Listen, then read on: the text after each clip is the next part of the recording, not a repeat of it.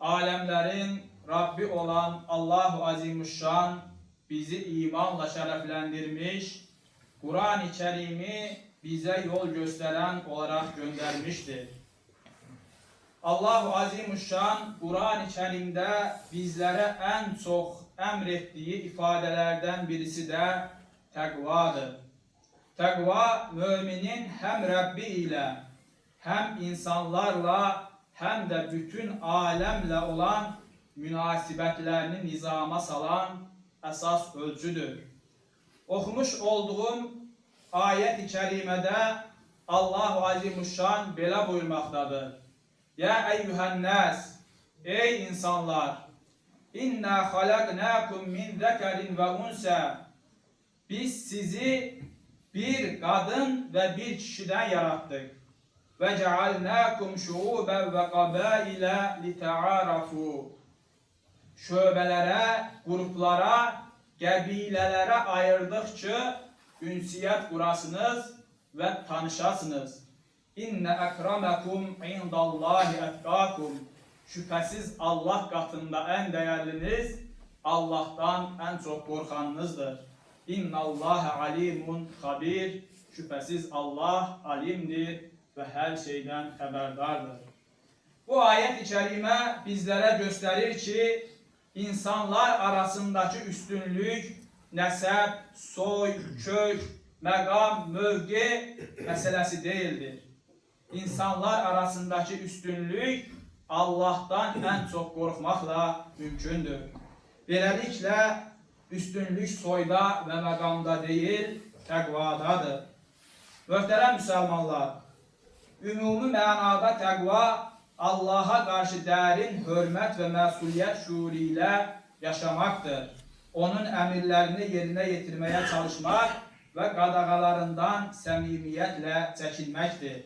Təqva qəlbdə başlayır, niyyətlə yerləşir və davranışlarda öz əksini tapır.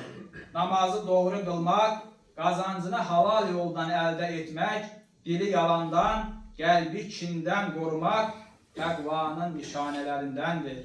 Təqva sahibi mümin tək ikəndə Allahın huzurunda olduğunu bilir, gizlidə də, aşkarda da eyni həssaslığı göstərir. İbadətlər təqvanın təməli və həyatda görünən tərəfi olduğu halda təqva ibadətin ruhu və uca Allahın əməlləri və niyyətləri ölçdüyü əsas meyardır. Uca Allah Kur'an-ı Kerim'de kurban ibadetiyle alakalı bize böyle bir ayet buyurmaktadır. Sizin kurbanlarınızın ne eti ne de kanı Allah'a çatmaz. Sizin Allah'a çatan əməliniz sadece təqvanızdır, səmimiyyətinizdir ve ihlasınızdır. Aziz kardeşlerim, təqvanın ne olmadığını da yaxşı bilməyimiz gerekmektedir. Təqva sadece zahiri görünüş, geyim ve söz değildir. Dilde Allahu Ekber, Subhanallah, Elhamdülillah diyerek uzun saqqal bırakıp cübbə geyinmək sadece təqvanın əlaməti değildir. Əsas əlamət zahirlə beraber batının da Allah'a yönelmesidir. Allahu Azimuşşan ayet-i kerimede buyurur ki, ey Adem evlatları, size ayıp yerlerinizi örtecek bir libas ve zinet için giyinecek paltarlar nazil ettik. Təqva paltarı ise en hayırlı paltardır. Değerli Müslümanlar, kalbi sert, ahlakı zayıf, insanlara karşı kobud olan bir kimse ne kadar dindar görünse de təqva ölçüsüne çatabilmez. Diliyle gıybet eden, diliyle insanların kalbini kıran, insanların ayıplarını, küsurlarını araştırarak, insanlar arasında başkalarını rezil ve rüsva eden bir insan, təqvayı hakiki manada anlamamıştır, idrak etmemiştir.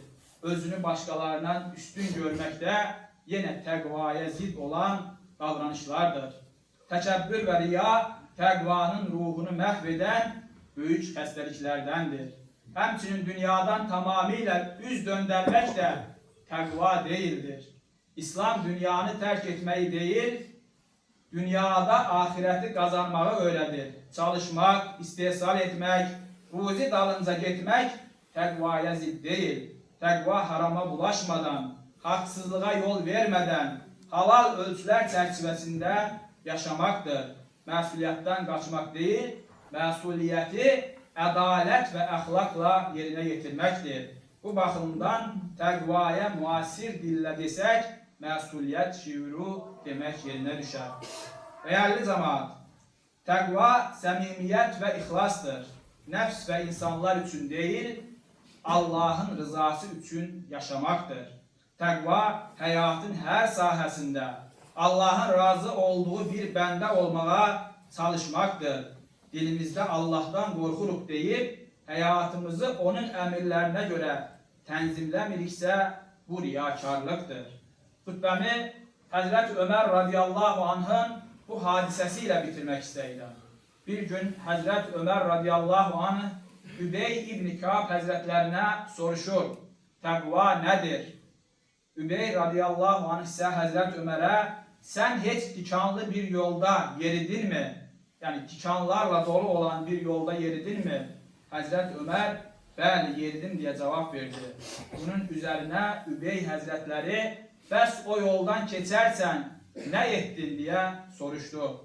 Hazreti Ömer, paltarlarını yukarı katladım. Tikanların mənə zərər verməməsi üçün elimden geldiği kadar dikkatli oldum. Bunun üzerine Übey Hazretleri buyurur ki, təqva da budur. Yani günahlarla, zulümlerle, hatalarla dolu olan bir hayat yolculuğunda o günahların, o tikanlı yolun bize zarar vermemesi için azami derecede dikkat ederek Allah'ın istediği şekilde hayatı yaşamaktır buyurmuştur. Kulasa olarak təqva Allah'ın razı olmayacağı hareketlerden titizlikle çekinmek, onun emirleri karşısında hassas olmaktır. Ela inne